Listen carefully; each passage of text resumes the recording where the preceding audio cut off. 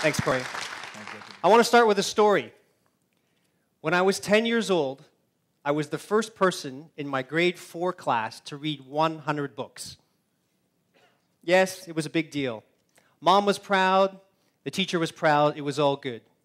But there were 3 really important lessons that I learned from that experience. The first lesson was that the boys, they didn't really like that. They're competitive. They didn't like that I was the first, and they thought I should have been spending more time on the soccer field and in the sports field in general. The second lesson was that the girls, they really did like that. If you were smart, you were kind of one of them, so that was cool. But the third and most important lesson that I learned was the power of storytelling, the power of narrative. And to this day, I love stories of all kinds in books and films and theater and in everyday life. And I'm sure you yourself have your own favorite books or films or fables or what have you. And really, our country was built on this oral tradition, this tradition of storytelling. And across time and space, in countries all around the world, there are traditional stories often celebrating and teaching us about our natural environment. In our modern society, we have our own form of gathering and storytelling. And it's exciting because these are stories of our future, stories of our aspirations. But what version of our future do we want to tell? Maybe not necessarily this version here. And the reason why it's so important to be conscious about these stories is because the stories that we tell ourselves about our future, well, they tend to come true. And they tend to blur the line between fact and fiction. So we need to be very thoughtful about the stories we tell and the realities that we try to create. There's these rewards. This is the important piece, is that the rewards that these stories hold and our thoughts, our appetite to see them realized. And if you think about the stories that we've been telling ourselves over these past few decades and the rewards they've created, well, there's a certain way that we build the homes that we live in, a certain way that we grow our food and the food systems that we've built, a certain way that we treat our natural resources like water, and then a certain way we see and consider all the stuff that we make and that we consume. But about a month ago, there was a very important global event that is really challenging this reality that we've created for ourselves and the stories that we tell. A very important global event. No, it wasn't Halloween. It wasn't Halloween, but it happened on Halloween. On October 31st, the 7 billionth baby was born somewhere in the developing world. 7 billionth baby. It's interesting. You can plot your own number. If there happens to be anybody here today celebrating a 16th birthday, well, by looking at this chart, you were about the 5.5 billionth person alive on the earth at that time. And if you see those numbers, the projections for population growth, the world population will double in your lifetime. So what does this mean for these stories that we've been telling ourselves? Well, the way we live, particularly in the West, and the stories that we create are having these unintended consequences around the world.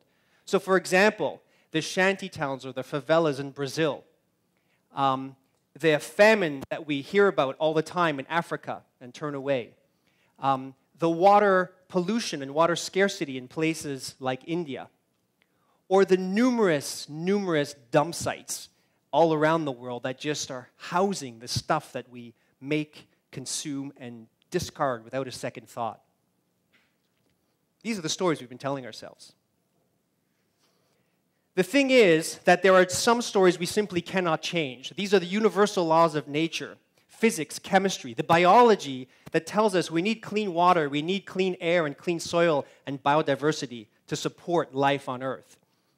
The good news is there are some stories, some so-called laws, which we can rewrite. For example, how our economy works. These are the things that are within our power. Now, in this picture, I want to show you 3 generations. The first is the generation of my parents and my grandparents, the industrial generation. This generation has created empires and built incredible systems that affect the way that all of us live, work, and play today. But there are some challenges to those systems, and I've talked through some of those. So the second generation is my generation, the sustainability generation.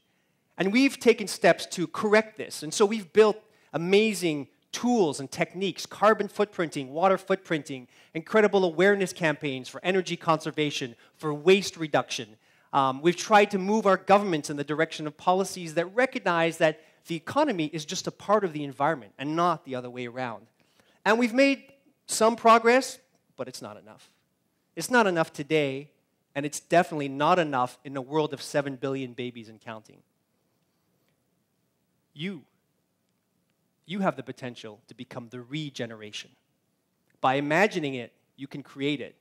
Ways to restore, to replenish, to revitalize, and to regenerate our natural systems.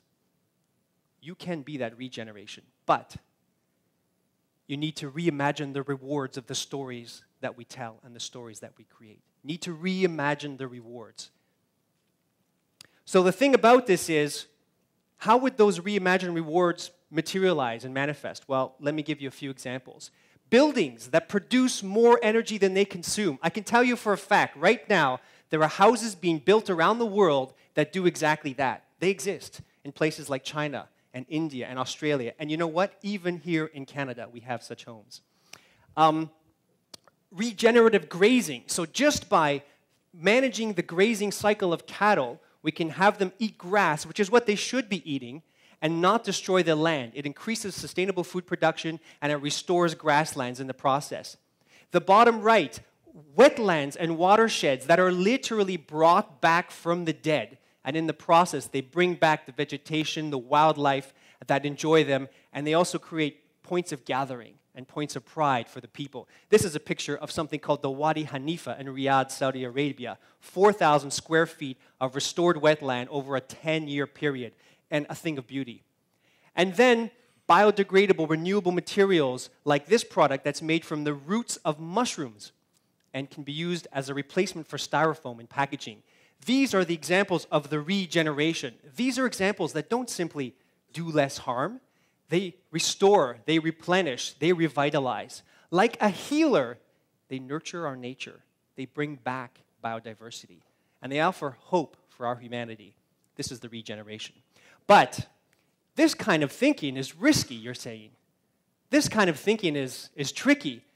And the thing about risk is my generation, we don't like risk because we've got so much invested in the way things are, so much invested in the current systems that we don't like that kind of risk. What's interesting is you guys have a different view of risk. You see it differently. In fact, many of you are at your peak for risk tolerance. Now, I am not suggesting you go out and do something crazy like what you see in these pictures. That's not my suggestion here. What I am saying is that there's new science that is aiming to explain why maybe sometimes you and your parents don't always agree on the things that you do and the choices that you make. And I'm saying that this new science is saying that maybe sometimes you surprise your parents, not because you don't realize the risk. Of course you realize the risk, but you relish the reward. You relish the reward, and that causes you to do some of the things that you do. So this new science, let me just give you a sense. The old science about the teen brain said that it's immature, it's a work in progress, it's something akin to mental retardation. Okay? That's the old science. The new science says that the teen brain is actually sensitive, highly adaptable, and it's perfectly wired for preparing you to exit the home and enter the complicated world out there. Okay? You got old science and new science. It kind of reminds me of another comparison that we hear about when it comes to old and new.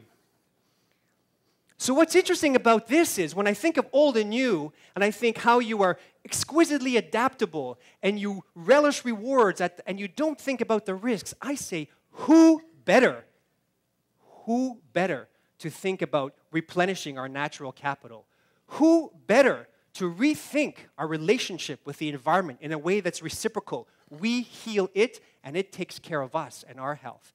Who better to write the story of the regeneration? You guys are hardwired for this stuff.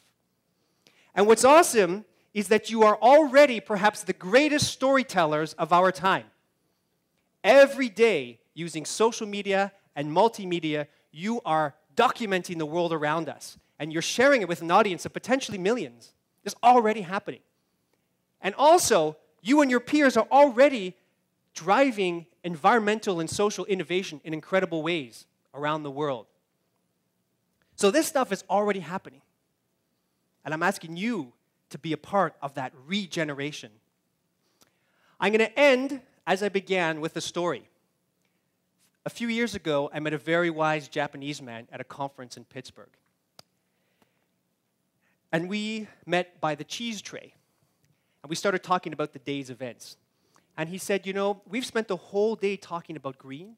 I still don't know what it means. In Japan, green means the trees and the land and the water and the natural environment. It's very simple. But here in America, green means so many things. I'm very confused. And if I think about sustainable development or sustainability, he said, it's even more complicated. He said, sustainability in Japanese is Jizoku Kanuna Kaihatsu. And I said, my goodness, that's so beautiful. Jizoku Kanuna Kaihatsu. What does that mean? And he said, that means the possibility of continued existence. The possibility of continued existence. And so my final message to you, the regeneration, is dare to reimagine the rewards of the stories we tell. Dare to think in new ways about our relationship to our environment. And if you get this story right, if we can get this story right, then maybe, just maybe, there's a chance that we can all live happily ever after. The end.